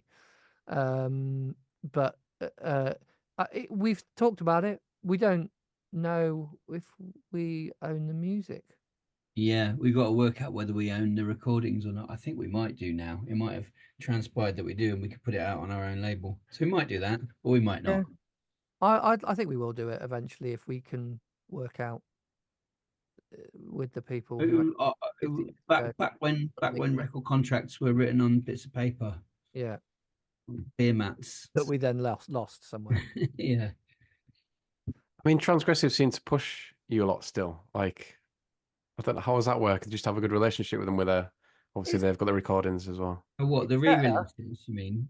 It's better. I mean, they're nice, and that we didn't. They didn't drop us. They offered us money after they offered us money. They offered us the third album, but our manager turned it down because he thought we could get us a better deal. Which, in hindsight, well, it's what happened. So I don't suppose it's worth judging whether or not it was the right decision. But I think we probably wouldn't have that wouldn't have happened if it had been our decision, probably. So it was a bit like it's always been there was a bit of awkwardness, but actually they're really nice guys who are very nice about music, and they still, you know, when we do new stuff, we always give them a copy, and yeah, I mean they wanted to do the re-releases because they thought it was worth doing because there's so many B-sides and stuff, and um, we wrote a lot of other music at the time to support those albums, so it might as well be all put together. So that was pretty nice. Yeah, yeah. Then Simon Davies, or Dino Donkey 83 is his handle. Nice. Are they still in touch with Oliver? What's he up to? Any chance of a trio reunion? That guy's a fucking dick. That guy's a fucking dick. Nah. He can't. He had kids and he moved to back to Yorkshire so they could get like where his wife's from, so they could get some inbuilt childcare. And I think at that point, um, we had the discussion about whether it was achievable, and decided it probably wasn't. Ollie was always quite chilled about turning up to stuff anyway. It's quite hard to get him to come 4 miles down the road. He's kind of like so relaxed, he's horizontal. So him being 4.5, 5 hours away just wasn't ever going to be tenable. So yeah, we do still talk to him. Not as regularly as I should, but there's not any kind of weirdness. Apart from we do always send him the new music, and I always feel that's a bit weird. Like, do you want to hear what we're doing without you? Here you go. But he's fine about it. But and we did ask. I did ask him when we did the reissues. Did he want to do it? So I think he knows it's there as an option. And he said, "I'm not very good at drums anymore. I haven't done them I'd be terrified of, you know, he said he didn't think it would be very good. And I think it would have been a lot of work that he wasn't ready for as well. You know, I think he'd still be great. I think it's like riding a bike, but it's totally up to him, and no hard feelings if he never does it. But I think we'd never be like a totally reformed band like that. I don't think he would want to do that. He likes the quiet life, which is fair play. Yeah. Fair play to him. Can you see yourselves doing the 20th anniversary stuff though in say 2006, the first album and stuff? Uh, It might come up. Yeah. Maybe. I would- expect we would. somebody will ask the question, won't they? Maybe we did the re-releases. And we sort of played some shows for those. It was quite good fun. Having said that, we would never do any of that stuff again. It does Yeah. feel a little bit like doing a karaoke version if you just do that. I mean, I know what people say about, oh, the new stuff's never going to be as good as the old stuff. That's what all bands are like, but you can't do anything about that. That's someone's opinion, and they're a hypothetical person that I just imagined. So not everyone is saying that, just some of them are. And I think we do a pretty good job of. I wouldn't be doing it if I was just going through the old motions of it. It would not be a very interesting project if we want to see it as a project. I think it would be more. You know, we like to push the boundaries of it, and just doing the old stuff would be. I always just feel a bit embarrassed as a kid. Not Yeah. yours. It's not yours. Has it just walked in off the street? I don't know whose it is. Don't It's know. quite a skill that, it's going up backwards. No, he's in reverse. Tom's totally in reverse video. That's Right. actually happening the other way around. Happened at the beginning of this interview, and he went down the stairs. But yeah, we do like doing them. It's just I don't like the idea of billing a whole tour. It might be fun though, but I don't really like the I idea. mean, personally, I'd love to see it, but I appreciate what you're saying. Yeah. I mean, I could do a job. I mean, like last year we did quite a lot of the old songs and a couple of the new, and it was like pretty old song heavy, and it was fun. But it does just feel a little bit like you can't go back to capturing it because the energy's not the same. We're not doing the same thing, and we're not doing it quite so manically, and we're not so pissed up, and you can't freeze the past, mate. Can't have it. So don't try. Can't do the high kicks anymore. Can't do the high kicks anymore. Leaping off these, do a lot of that, didn't you? I did get on the drum kit the other day and thought, You oh, did. hang on. I'm just worried about splitting my trousers, to be honest. Which is back in the day, I wasn't worried about splitting my trousers because that was all part of the show. Yeah. Got one on Patreon from Paul Big Liz saying, who is the best producer you worked with? That doesn't exist. Ooh. Best producer. I mean, even like the guy that we worked with in LA was incredible. Nick Launay. Yeah. I mean, our songs were shit, but his production was amazing. They were all good. They were actually all good. I don't think were. any of them I thought that wasn't as good. That wasn't good.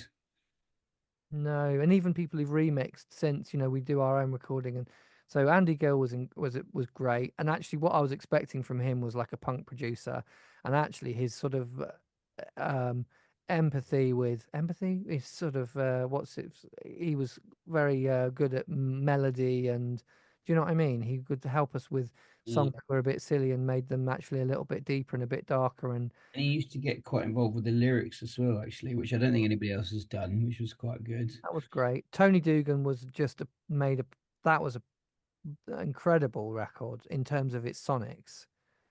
I think Superabundance is, just in terms of like how impactful you can make music on a CD coming out the same hole as other music. I'm constantly go back to it. I'm like, Jesus, there was not much on it, but it was great. And then Nick Launay I was, think that was probably my favourite listening back today, to be honest. Second album. yeah, I mean, it's very it's quite slick, but it's also really dirty, and that's we like that. I mean, the first song we did with him was that I Can Hardly See Them, which is all like distorted drums and bass and stuff. I'm like, this is definitely. We did that one song. I was like, this is definitely the right guy to be working with.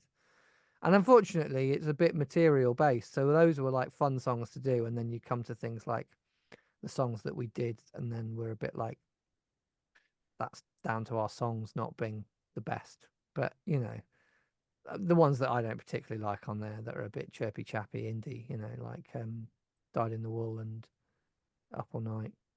They're all right though, but they even then, Up All Night pumps. Yeah, I was loving it. The production's great on it. The production is great on it. And then yeah, Nicholas Lorne, like I was interested that he'd worked with Public Image Limited because That's why we booked him. right, okay, Yeah, because Can you make us sound like that, please? yeah. because I thought the song "Society for Cutting Up Men" on a later album was very pill. But Yeah, yeah. In fact, I think I was obsessed with the with what's that Rise for ages, and yeah, that amazing. really is kind of structurally based on that a little. Okay, You know what I mean? yeah, yeah. All right, well, I won't keep you for too much longer, but do you want to talk about the Good. term land? Fuck yeah. I'm The scared to talk about the past. the term landfill. Obviously, you've embraced it for the new album. Yeah, what's your take on it? What's your thinking behind that? It was fun. We were on that landfill list. Was it Vice that did it, or Yeah, yeah, that's what kind of like cemented it all, wasn't it, or some kind of thing. yeah, it came up, and I was like, why don't we were struggling with the name. Um, and the record is kind of like about things being quite transient and everything that you end up. I mean, what we were talking about with awards and shit. I mean, it is all just at the end. It's like the nicest meal you eat will just turn into shit 4 hours later. You know what I mean? It's like everything on that sort of the natural entropy of the world. So I thought it's quite funny because actually landfill indie, I mean, it's a comment on the music, isn't it? There's so much of it and it all just felt, you can imagine it all piling up because it's just too much and no one can even take it all in and it's all just shit and it all just goes in a big pile. But then that's pretty much true about absolutely everything at some point. And we thought there's a good combo because we're looking for a name that kind of gets that over and it's kind of like reclaiming when I first heard landfill indie as a term, I was like, is that what they're going to call the era of music that we were in? Oh, oh, it's a bad one. Oh, they came up with a bad name for our music, not like prog rock, or it's like basically shit, a big pile of steaming shit. That's what we're going to give. We've come up with this name cleverly, probably at the Melody Maker or the NME, that means it's all shit. And how hilarious that is as a title, writing off everybody's hard work as just a pile of old shit. Well, But people, to be fair, people from NME have said that they let bands down by not coming up with a better term. That's what because did they come up with landfill indie? I think. I don't know who came up with it. I don't think it was NME in the end. I think it was someone else, and it kind of just captured everything in it because there's no better term. But it's fine because it's true. I mean, but it's true about everything, but rather than it just being about that one particular genre of music. Even David Bowie everyone's gonna forget who he was. Maybe it'll take 500 years, maybe it'll take 1,000. I don't think he's got the longevity of the Buddha. I think he might, but he might have the longevity of, like, let's say, I don't know, like somebody from like Napoleon, let's say, something like that. But if an outstretch, but there will be a day, the last day that someone says his name, and then he will also be consigned to the massive landfill. I mean, I'm not picking him out because I have anything against David Bowie. I love David Bowie. Overrated. No, well, yeah, but that's Didn't true. really put the effort in. Could have written a few more songs. Yeah, hit a few more hits. But do you know what I mean? So I thought it just kind of captured. It was a good thing to talk about because it did actually mean something, and also it's kind of funny. Yeah, yeah, I was enjoying it. And I realized one question enemy related. I was looking on their website, and there's one article about you. They still got one. There was one article from back in the day about you potentially releasing a book about touring experiences. Oh Did yeah. did that ever come out? Oh, fuck Yeah, what that. happened to that, Henry? Yeah, I can't remember. We had lots of plans. Oh yeah. Well, because we were quite excited at the time about all the things that we could do. I remember you like discussing making a film. We'll do an album and there'll be a film. Well, we And did because we made a video for every song, and we thought, yeah, well, but then that's afterwards logical we were like, step. Yeah, there'll be a film, like essentially Tommy, like it's not really a new idea. yeah, There'll be yeah. this film, and then all the songs on the album somehow work into the narrative of the film. I still want to do the full landfill experience as a kind of a day out in a kind of like room.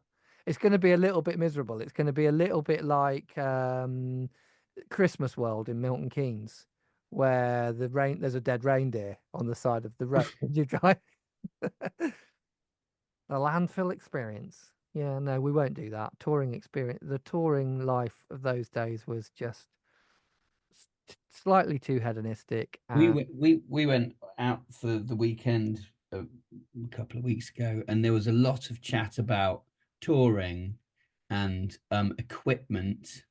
It's what people talk about on the road. A lot of talk about equipment and touring and who knew who did what. And actually, it's a bit dreary. It gets you I down. mean, You're like, I'll leave it to the people who are stuck in the past to go over their experiences that have already had. It's done now, isn't it? It's fine. I can tell you that I got drunk. I did some stupid things. I got drunk again a couple of times. Really regretted it, and thought I've really got to not get drunk as much, and I definitely ought to quit smoking because I feel really, really bad. And that was my touring experience. Did you ever bump into like the Might be Gallagher an brothers or anything? alcoholic. Go on, sorry. Did you ever cross paths with the Gallagher brothers out of interest? There's always some funny stories about them bumping into these no. bands. No. Fair I play. once used the urinal next to Pete Doherty. Oh yeah. Well, in fact, I went in and his bouncer said, "You can't go in there yet." And I was allowed to go in after he'd come out. That's about as good as it gets. Fair enough. He Not probably you. spared you there, to be fair. Yeah, not you. Stay out. Right, and then new album coming out with a tour. When's it all kick off type thing? But you have to mention this. Is it? What? You got to mention the new album. Good. I'm glad we got round to it. No, it's good. You. Yeah, it's good. No, yeah. January What? 24th. January 24th. January 24th, and then touring pretty much immediately after that. Yeah. Yes. You played some gigs last week, did he say? Or the other week? Yeah. In fact, we did a Butlins Ah, because right. there was a weekender thing that we got invited to do, and we were like, yeah. We did a little warm up in Froome, and it was just to get us back in the saddle, really, because it's But I realised I'm pretty good at it. Actually, I'm pretty ace at it, so it's fine. What's it like? I don't know. We went to see the Libertines recently. It's just like, could you handle it? Like the touring life these days. But is it easy now or harder? Or you kind of, I don't know really. The same. Well, I mean, we're a lot more sensible. Although we got overexcited and got too drunk on the last one. I didn't because I was ill, but everybody else did. But yeah, we're not quite as excited by it. Yeah, I do like it though. I mean, the whole I point like it. I like just meeting people. I mean, Yeah. I could do without some of the bits of it, but I sort of like none of it annoys me. Like I think I used to get annoyed by it, and now I'm sort of like it's all you just wake up and you're like, brilliant, fantastic. We're in a travel lodge and there's a van and I can go and get Morrison's breakfast and I can have a look around this town that we've come to that I haven't been to for a while, and then I'll meet some people. I'm always a little bit worried that I'm in it because the people are saying I'm good, and they go, "Oh, it's you!" And when I haven't done a gig for a while, we walk into a room and someone says, "Oh, it's you." They don't do that at my house, so I'm not used to it. So they don't. I don't walk into the front room and they say it. So I wish they did. That'd be great. Oh, it's With you. a Oh, Sharpie in your back pocket, ready. Oh, really? ready. Really? But at the same time, it's just nice. That's a good way to start a nice conversation because Well, people. I love you. It just means that people. I think you're fantastic. Just means that people are I'm in a good fantastic people are in a too. good mood though. That is actually a very nice way to. So I use that energy to have like nice, lovely conversations with people, and you just get to meet. It's good. You can get to meet loads and loads of people. I am slightly worried though that, like I said, that I enjoy it too much because people really enjoy meeting us. because they've paid to come to our gig, so they must really like our band. But yeah, I actually do get quite a lot out of it, but not like a massive buzz off the. Okay. Yeah, I don't think it's worth it. Like, I think people get addicted to it, and I'd rather be a bit more like, I enjoy all the bits of it, and the show is really good, but I don't want to be like hooked on that adrenaline buzz of doing live shows and getting the adulation of the fans. I take it all a bit more sort of like, what's the word? A bit more like of a sort of a flatterer and more kind of considered approach to it. Like, it feels a bit more, it feels nicer like that. It feels more like you can enjoy it without being like, yeah, constantly, which is what live music tends to make you feel a bit. It's a bit hyper, you know. Are you playing many festivals or anything? Got a few lined up for next year. Don't know if they're announced yet though, so I don't think. Okay, cool. But we'll be doing. We haven't done for a while, so next year we've got a couple of tours and a few festivals in the summer. Yeah, so we've got some good ones in the summer, which is nice. That's yeah. There was a point at time where we did like 37 or something one summer, and I was like, I don't like festivals, but nice to do a polite amount. Yeah. Yeah. And then we'll have to finish on one about the old days, I'm afraid. But Right. is there a I'm is only there a, taking the piss. I like it. I don't mind. is there a high point, and is there anything you do differently about the old days?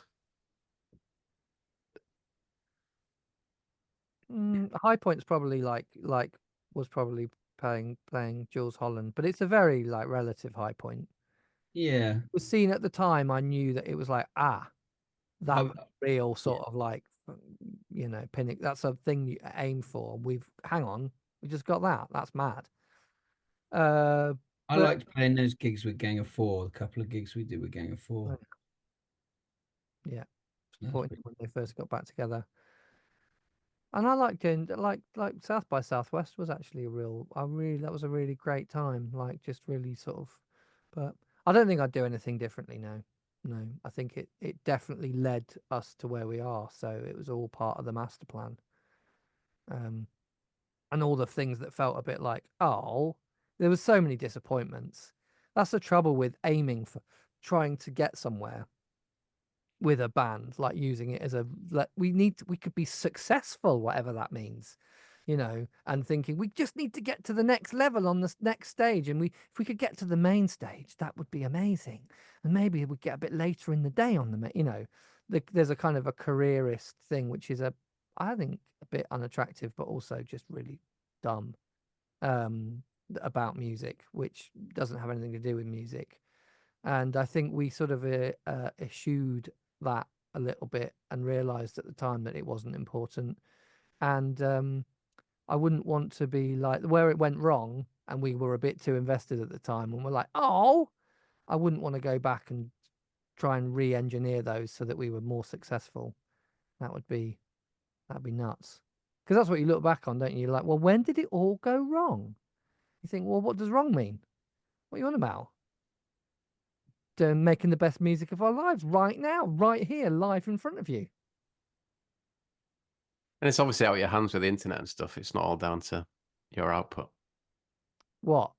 It's in terms of like the money and the internet kind of changing things in terms of record deals and everything. Sort of, but I think there's also, as people are working it out, there's access to it, you making money out of the internet. Right? There's still money. It might not be as much, but not from streaming necessarily. But then that's okay because that's a good democratizer of music. That means you've got to be making it for the right reason. Because if you're going to be like, oh, I'm not making music anymore, I don't get enough money from it, then that's probably the wrong reason to be making music. And it hasn't stopped many people, has it?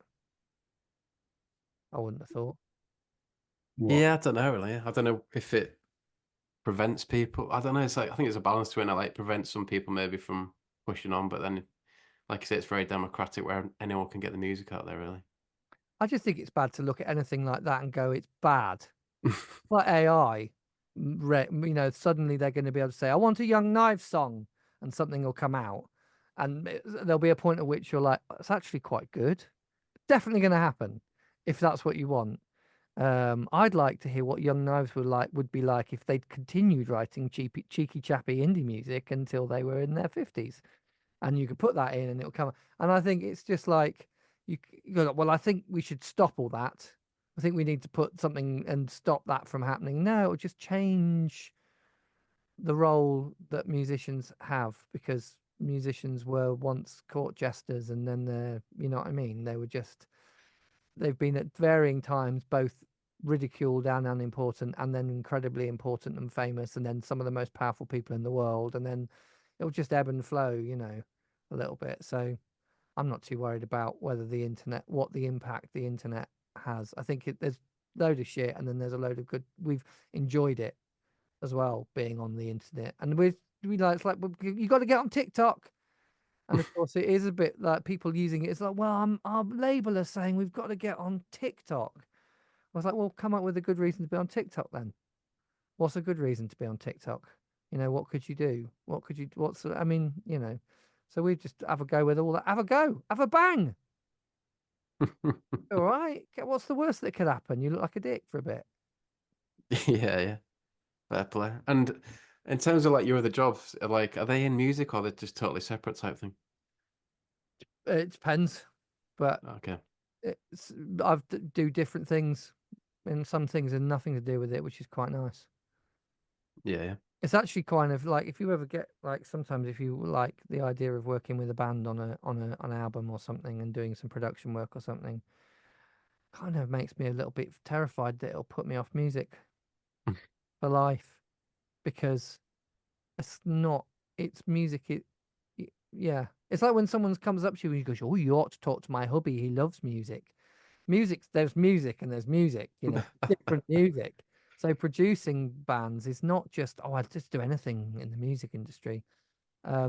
It's not just necessarily, you know, there are things that don't seem totally unrelated to music that actually have a kind of a similar vibe, because you're doing something where you're reacting to a stimuli and creating something out of it. You know what I mean? It's like, yeah, it's not necessarily just music. What the fuck am I talking about? Fuck am I talking about? Oh, put a fork in me. I'm done. It's a great finishing point. Good. Yeah. Right, cheers, guys. 2 hours. Yeah. Cheers Yeah, for your that's a time. tough one. We've topped it, haven't we? Cheers. I wonder who that was. I think it was Thomas. Yeah, sorry, I talk an awful lot. Nice Yeah, I'll to see meet you. you, I'll mate. see you in the new year anyway. I'm looking Take it forward to easy. seeing you. All right. See you later, man. Cheers. Cheers. Thank you. Take care. Yeah.